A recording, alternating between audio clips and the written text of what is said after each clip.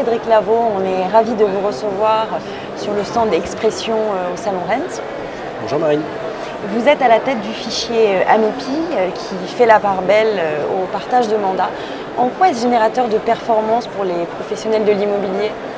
C'est complètement dans l'air du temps en fait. On va pouvoir mutualiser toute l'offre des professionnels de l'immobilier d'un territoire, tous leurs mandats exclusifs, dans une seule base de biens que les agents immobiliers vont pouvoir se partager.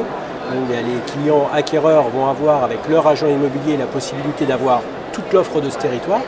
Et puis les clients vendeurs vont avoir une force de vente démultipliée.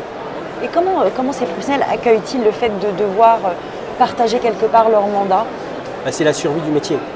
Partager ces bases de données, aujourd'hui on se rend bien compte qu'on ne peut plus fonctionner tout seul dans son coin. Le client il travaille, il a son quotidien et sa recherche immobilière doit faire partie de quelque chose qui soit performant et qui prenne en compte la globalité de ce qu'il peut trouver sur un territoire.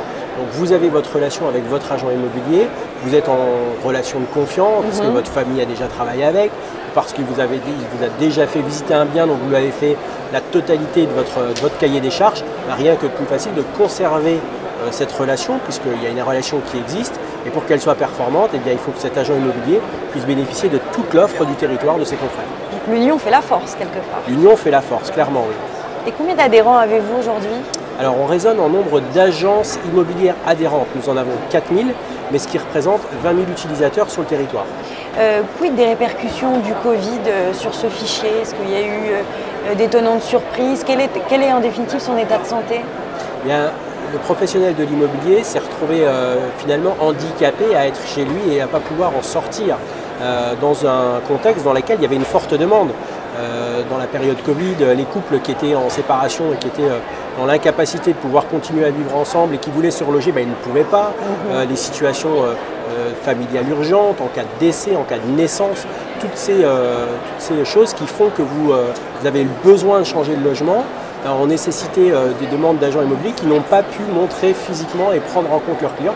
Et ça a été vraiment pénalisant. Donc, plus que jamais, l'agent immobilier a eu son utilité et son intérêt vis-à-vis des clients, puisque c'est généralement quand il y a un manque quelque part qu'on se rend compte de l'utilité de quelque chose. Et qui plus est en sortie post-crise où j'imagine que le marché est sensiblement à la hausse reparti.